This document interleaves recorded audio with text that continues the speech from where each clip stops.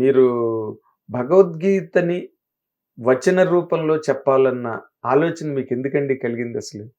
That's a very curious point. Yes. ఇప్పుడు నాకెప్పటి మీరు నుంచి మంచి గాయకుడైండి, మీరు వేరే ఒక ట్యూన్ చేసుకోవచ్చు. దాన్ని వేరేగా ఫ్లేవర్ ఇచ్చి పాడొచ్చు.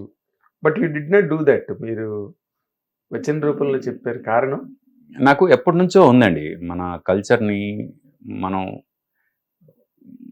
అంటే మన పేరెంట్స్ మనకు నేర్పించింది మనం మన పిల్లలకి నేర్పించలేకపోతున్నాము. ఇలా జనరేషన్‌కి గ్యాప్ వచ్చేస్తుంది. మన కల్చర్‌కి సంబంధించి. అందుకు ఎవడు పడితే ఆడు. ఏది పడితే అది కామెంట్ చేస్తాడు మన కల్చర్ మీద. అవునండి. అది నాకెందుకో నచ్చట్లేదు. మోర్ పర్టిక్యులర్‌లీ మీరు ఇంకా దాన్ని షుగర్ కోటెడ్‌గా మాట్లాడుతున్నారు.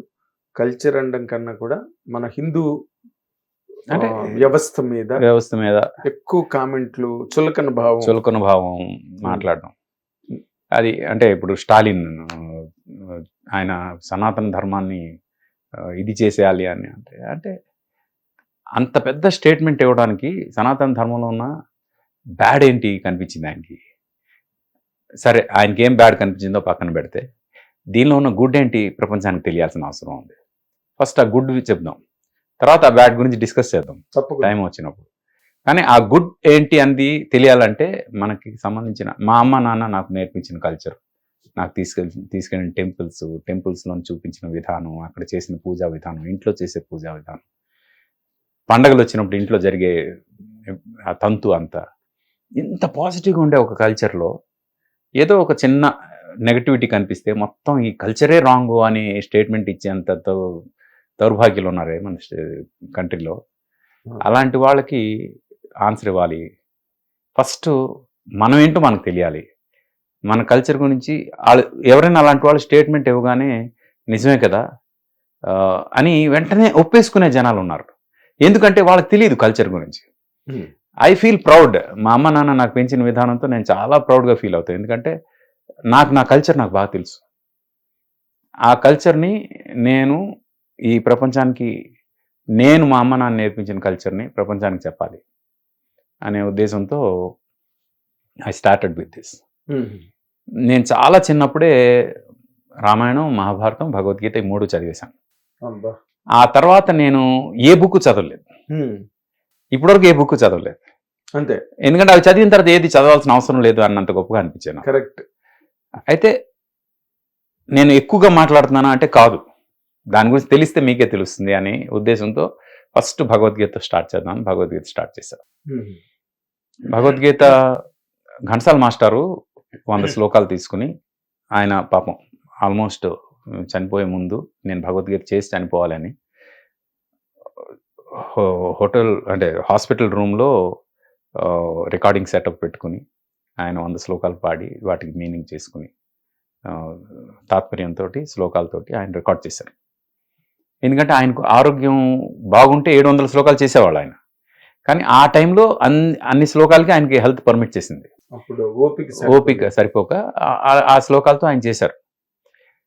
అయితే మన నరాల్లో జీర్ణించుకుపోయింది అది ఘంటసాల మాస్టర్ చేసిన భగవద్గీత. అంటే ఏ శ్లోకం ఇలా చెప్పినా మొత్తం శ్లోకం అంతా పాడేసి దాని తర్వాత మీనింగ్ కూడా చెప్పేస్తాం ఆ మ్యూజిక్తో సహా. అంత జీర్ణించుకుపోయింది. అయితే 700 శ్లోకాల తాలూకు తాత్పర్యం జనం తెలిస్తే బాగుంటుంది అనే ఉద్దేశంతో గంగాధర శాస్త్రి గారు డెఫినెట్గా దాని మీద ఒక కాంట్రిబ్యూషన్ చేశారు. ఆయన 700 శ్లోకాలు అంటే ఘంటసాల మాస్టర్ లాగే సేమ్ ఆయన 100 చేస్తే ఈయన 700 శ్లోకాలు రికార్డ్ చేసి వాటికి తాత్పర్యం చేశారు. అయితే ఇప్పుడు యూత్కి మనం టార్గెట్ చేయాలి. ఇప్పుడు యూత్ ఏంటంటే స్వైపింగ్ జనరేషన్. ఇప్పుడు ఏదైనా ఇలా స్టార్ట్ అవగానే టప్పని స్వైప్ చేసేస్తారు.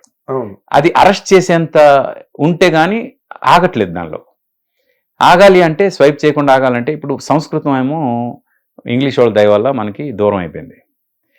ఆ దూరం అయిపోవడం వల్ల సంస్కృతం శ్లోకం వస్తే ఇది నాకు అర్థం కావట్లేదు కదా నాకు ఎందుకు అని స్వైప్ చేసేసి యూత్ ఎక్కువైపోయారు. వాళ్ళే ఎక్కువ మంది ఉన్నారు. ఇప్పుడు అలాంటి యూత్కి భగవద్గీత తెలియాలంటే ఏం చేయాలి? శ్లోకాలు లేకుండా ఓన్లీ తాత్పర్యం చెప్పాలి అనే ఉద్దేశంతో ఓన్లీ తాత్పర్యం చేద్దాం, యూత్ కోసం చేద్దాం అని నాకు స్టాటిస్టిక్స్ ఉంటాయి నా యూట్యూబ్ ఛానల్లో. ఆ స్టాట్స్లో చూస్తే 18 నుంచి 44 ఇయర్స్ మధ్యలో 82% జనం చూస్తున్నారు నా భగవద్గీత. నా టార్గెట్ అదే కదా, మీరు ధన్యులు. నా టార్గెట్ అదే. అవును. భగవద్గీత అనగానే ముసలోళ్ళు చూస్తారు, ఓల్డ్ పీపుల్ చూస్తారు అనే దీని నుంచి లేదు, యూత్ చూస్తారు భగవద్గీత అనడానికి ఇది పర్ఫెక్ట్ ఎగ్జాంపుల్. మీకు కావాలంటే నేను స్టాట్స్ చూపిస్తాను. అయ్యే అంత మాట నేను ఫాలో అవుతున్నాను ఇది. 82% ఏది 18 నుంచి 44 మధ్యలో ఏజ్ గ్రూప్లో 82% పీపుల్ ఆర్ వాచింగ్ భగవద్గీత. నేను ఏ టార్గెట్ అయితే అనుకుని ఎవరినైతే గోల్గా పెట్టుకుని చేశానో నేను అది రీచ్ అయ్యాను. ఈరోజు 1 million రీచ్ అయింది అంటే ఆ 82% ఆడియన్స్ వల్లే.